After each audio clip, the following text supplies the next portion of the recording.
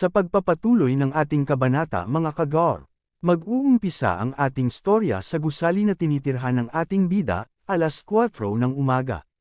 Nagbibihis ang ating bida sa kwarto nito, dahil ang suot nitong damit ay parang maliit na sa kanya. Binuksan nito ang aparador, para maghanap ng damit na kakasya sa katawan nito. Napatingin ito sa kanyang katawan, at sinabi nito sa isip, "Salamat sa Evolution Free, dahil dito nabago ang genes ko, at ang katawan ko ay naging mas malakas at tumangkad din ako. At higit sa lahat kaya ko pang palakasin ang katawan na ito, kailangan ko lang makakuha ng mga puntos." At napalingon ito kay Zinyo dahil tinawag niya ang ating bida, at nasa pinto na pala ito. Inabot ni Zinyo ang damit ng kanilang papa, kasi alam nito na ito'y kakasya sa ating bida. At tumugon din ito ng salamat. At sinuot na nga nito ang damit ng kanilang papa, at nagkasya nga ito sa kanya.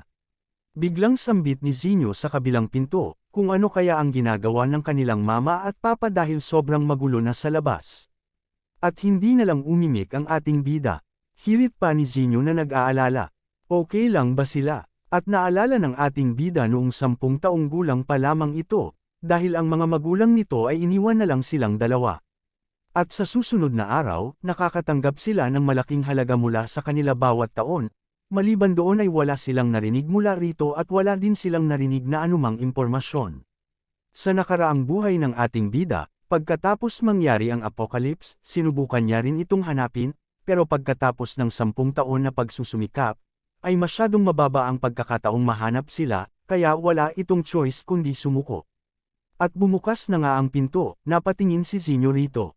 At lumabas na nga ng pinto ang ating bida, wika nito kay Zinyo, "Huwag kang mag-alala. Kaya nilang protektahan ang kanilang sarili.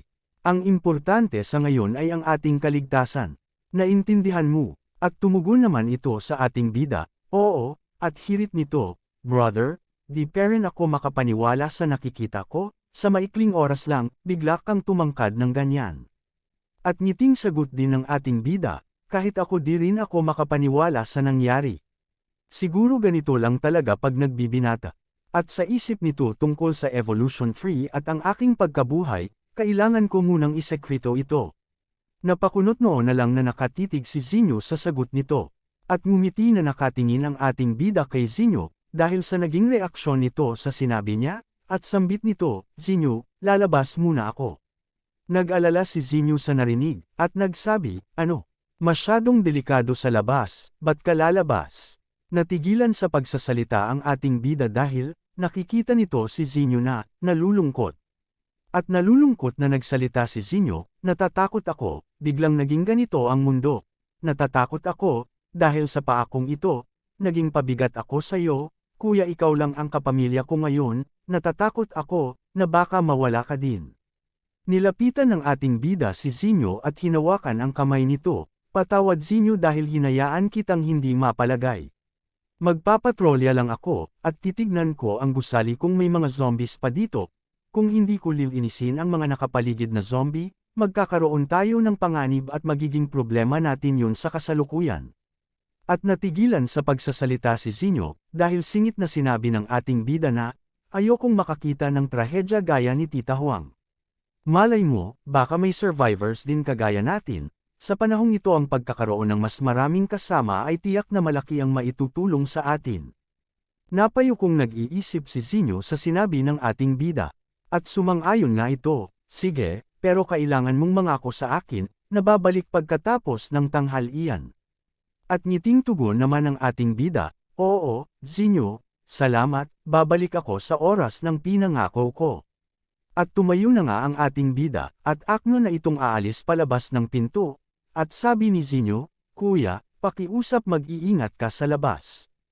At tugon na sabi ng ating bida, "Huwag kang mag-alala, mag-iingat ka din dyan, babalik ako kaagad." At nakalabas na nga ng pinto ang ating bida, at hirit na sabi ni Zinyo, "Brother, kailangan mong bumalik ng ligtas." At nakahanda na nga ang ating bida sa pagpapatrolya sa gusali, nilabas na nito ang kanyang sandata, at seryoso itong nakatingin sa bakas ng dugo. Sinundan niya ang mga bakas na ito, pababa sa hagdanan. Ang ika-13 palapag ay nakalock bawat taon, kaya mag-uumpisa ako sa ika-12 palapag pababa, hanggang sa malinis ko ito. Kung tama ang impormasyon na binigay ng Evolution Tree, na magbibigay ito ng isang puntos, kaya ang magiging layunin ko ay pumatay ng maraming zombies, at nang makakuha ako ng maraming puntos. At nakarating na nga ito sa ika-12 palapag, at patuloy nitong sinusundan ang bakas ng dugo na nasa hagdanan, at pagbaba nito ay may narinig itong kaluskos, at nakita na nga ng bida kung sino yung kumakaluskos, ito ay isang zombie na kumakain ng katawan ng tao. Napansin ng zombie ang ating bida, at sambit nitong nakatingin sa ating bida, ulo, buhok, sariwang bagong buhok, nakanganga itong sumusugod sa ating bida. At nakahanda na ang ating bida sa pagsugod ng zombie, sa isip nito kung totoong nasa 2 antas na ang aking strength, ang aking kakayahan sa pakikipaglaban ay kaya na itong patayin ng isang patama lang. At pinatamaan nito ng isang tira ang zombie, at napatay ito. Nag-notify ang system, nakapatay ka ng beginner zombie, nakatanggap ka ng isang evolution points. Gagamitin mo ba ang iyong puntos? Napatingin ang ating bida sa system na lumabas sa harap nito. At sabi para ma-upgrade ko ang strength kailangan ito ng 6 na puntos, at dahil may isa na akong puntos, kakailanganin ko pang pumatay pa ng 5 zombies.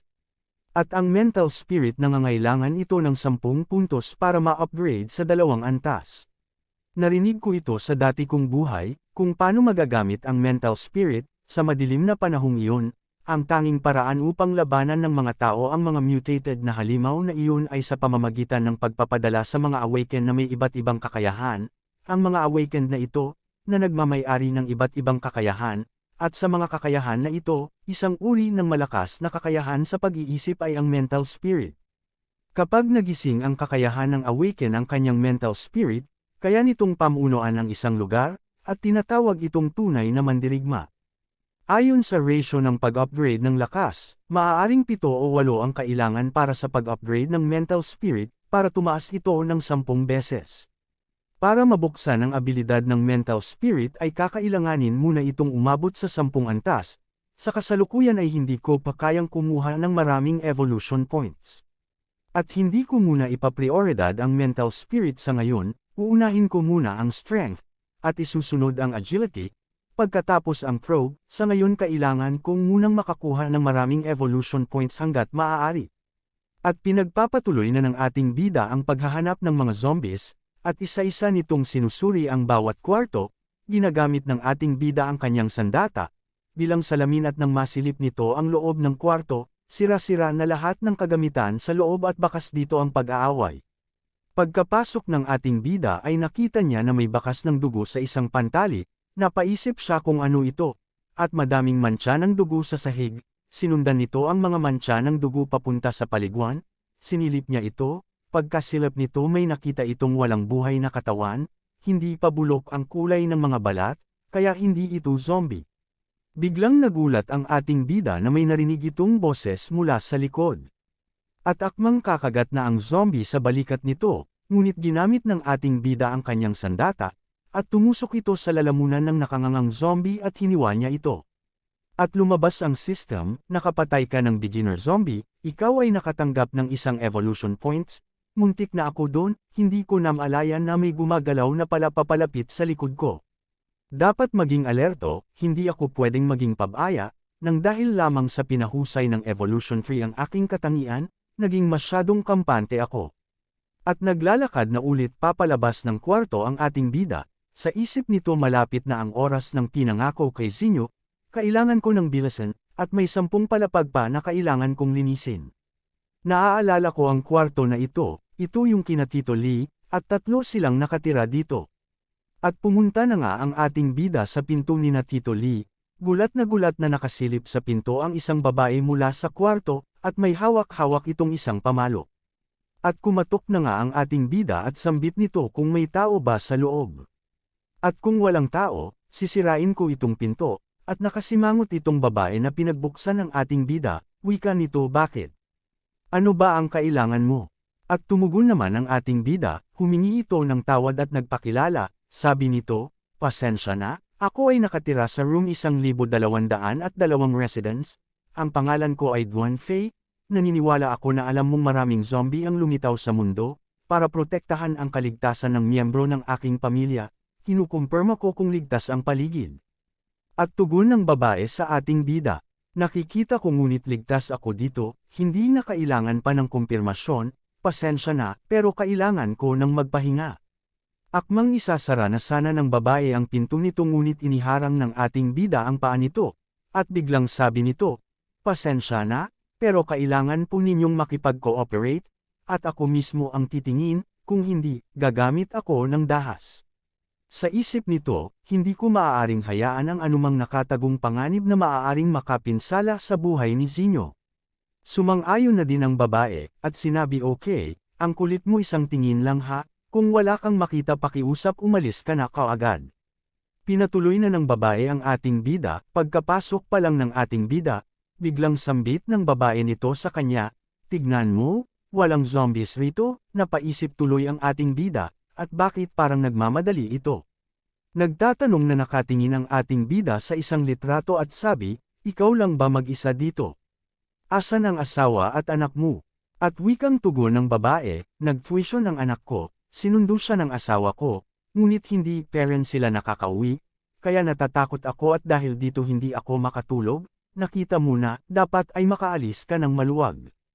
Natatakot na wika ng babae, may hawak-hawak kang kutsilyo. Sa oras ng hating gabi, puno pa ng dugo ang buo mong katawan, at nagpipilit kang pumasok, kaya lalo akong natatakot. Napatingin ang ating bida at sinabi, pasensya na kung natakot ko po kayo, okay aalis na po ako, mag-iingat kayo. At sa isip nito wala ding amoy ng dugo rito, parang ligtas ang lugar rito. At akma na nga itong aalis, ngunit nabigla ito kasi may kumalabog na ingay sa isang banyo. At sabi ng ating bida sa babae, ano ang tunog na yun? Di ba ikaw lang mag-isa dito? Takot na tugon ng babae sa ating bida, wala. Ako lang ang mag-isa dito. At sambit ng ating bida, kailangan kong tignan iyon. Pahabol na sabi ng babae, baka isa lang iyong pusa. Balak nitong pigilan ng ating bida, kasi batid nito at baka malaman nito ang tinatago niya. At galit itong sumigaw pakiusap umalis ka na sa bahay ko, hindi mo pwedeng buksan basta-basta ang banyo ng ibang tao. At tumugon nito sa babae, mahalaga ito kaya intindihin mo. At hindi nagpapigil ang ating bida, binuksan niya nga ito, pagkabukas nito ay naamoy nito ang umaalingasaw na amoy ng dugo. At pagsilip nito ay nagulat ito sa kanyang nakita, na may isang zombie rito na hawak-hawak ang isang walang buhay na katawan ng tao, nakangiti itong nakatingin sa ating bida at sinabing maglaro tayo. At sabay akmang hahampas na ang babae na may dala-dalang pamalo sa likod ng ating bida. At ang ating bida ay seryosong nakatingin sa nakita nitong zombie. Ngunit naramdaman nito na may panganib sa likod nito, kaya napatingin ito sa likod niya, at nailagan niya ang hampas ng babae. Buti at nakailag siya rito, kaya wala siyang natamong pinsala. At nagtataka itong napatanong, Tita Lee ano ang ginagawa mo? At sabay papasugod na din ang zombie sa ating bida at nagsasalita ito, maglaro tayo. At biglang talon nito sa harap ng ating bida, ngunit nasalag pa rin ito ng ating bida, gamit ang hawak nitong kutsilyo. Sa isip ng ating bida, itong batang zombie na ito ay di gaanong malakas ngunit at bilis nito ay nakakagulat.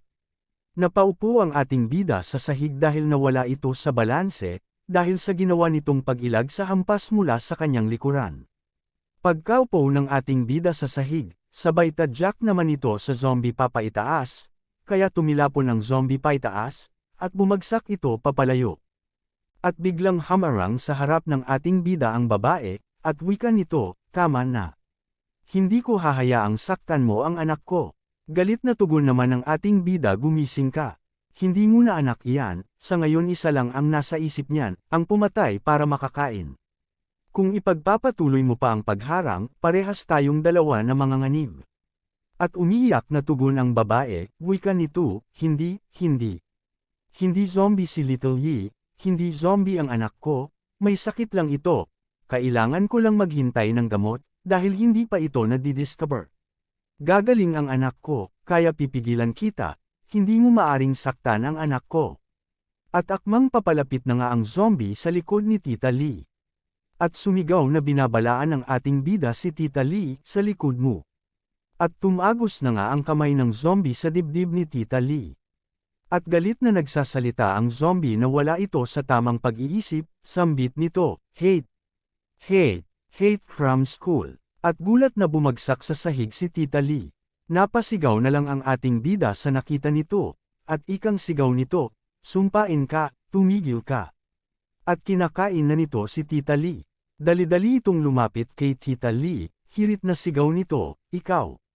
Halimaw. Ngunit natigilan ng ating bida, gawa ng nagmamakaawang nakahawak si Tita Lee sa paa ng ating bida, at sinabing pakiusap wag mo siyang patayin, isa lang siyang 13 taong gulang na bata. Gagaling din ito sa sakit nito. At nalulungkot na nagpapaliwanag ang ating bida sabi nito, kadalasan kapag naging zombie ka, wala nang paraan para bumalik. At patawad, hindi ko hahayaan na may pag-alaga lang zombie sa paligid. At hirit na tugon ni Tita Lee, habang ito'y unti-unting nawawalan na ng buhay, sinungaling ka, gagaling pa ang anak ko. At bumitaw na nga sa pagkakakapit ang kamay ni Tita Lee sa paa ng ating bida, indikasyon ito, na ito'y pumanaw na. At nakatingin ang ating bida sa batang zombie. Hirit na sabi ng ating bida, sa kasamaang palad, hindi mangyayari iyon sa loob ng 20 taon, kasi batid nito sa nakaraan niyang buhay. At winikasan na nga ng ating bida ang buhay ng batang zombie. At nag-notify ang system, nakatanggap ka ng 1 puntos, napatay mo ang low-level na zombie. Damanak ang mga dugo dito, kagimbal-gimbal ang mga pangyayari na ganap, at papaalis na nga ang ating bida, para ipagpatuloy ang layunin nito na linisin ang gusali. Wika sa isip nito, hindi ko maaaring iwan ang anumang bagay na maaaring makakapagdudulot ng kapahamakan kay Zinyu, kailangan ko itong linisin, para sa kaligtasan nito. At pinagpatuloy na ng ating bida ang paglilinis ng gusali, at pababa na ito sa 10 palapag, dahil nalinis na nito ang 11 palapag. Sa pagbaba nito ng hagdanan ay may nakita itong maskuladong zombie, nagkatitigan ng dalawa. Sa isip ng ating bida hindi ba yun, yung fitness trainer na nakatira sa 5 palapag? Anong ginagawa niya dito? Naaakit ba siya sa amoy ng dugo kaya siya napunta dito? Nakatingin lang ang maskuladong zombie sa ating bida na may daladala itong dumbbell. At sigaw na sabi ng maskuladong zombie, hoy, kunin mo ang iyong card.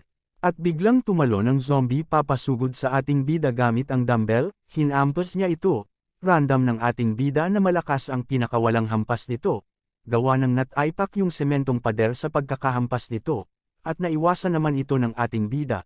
Sa isip ng ating bida ang pagiging isang zombie ay lubhang nagpapataas ng pisikal na lakas at dahil ito ay napakalakas bago mamatay, siya ay naging nakakatakot pagkatapos ng zombification. At kahit nasa 2 antas na ang aking strength, batid ko na hindi ko ito kayang talunin. Napalingon ulit ito sa maskuladong zombie dahil akmang binato nito ang dumbbell na hawak ng zombie. At tumalon pataas ang ating bida para maiwasan nito ang binatong dumbbell ng maskuladong zombie. Pagkaapak ng ating bida sa sahig, ay nagulat ito sa kadahilanang may sumulpot na kamay ng isang halimaw mula sa likuran nito, at sa bilis ng pangyayari hindi niya ito nagawang iwasan, nataman ang ating bida, at damyugo ang kamay nito, at nakatayong nakangiti peren ang ating bida kahit may natamo itong pinsala. Batid nito kung gaano kahirap ang kanyang sitwasyon, dahil may dumagdag na naman ng isang disturbo, at 2 na nga ang kakalabanin ng ating bida. Lumabas na nga ang halimaw mula sa pader na winasak nito, at dinampot na din ng maskuladong zombie ang kanyang dumbbell.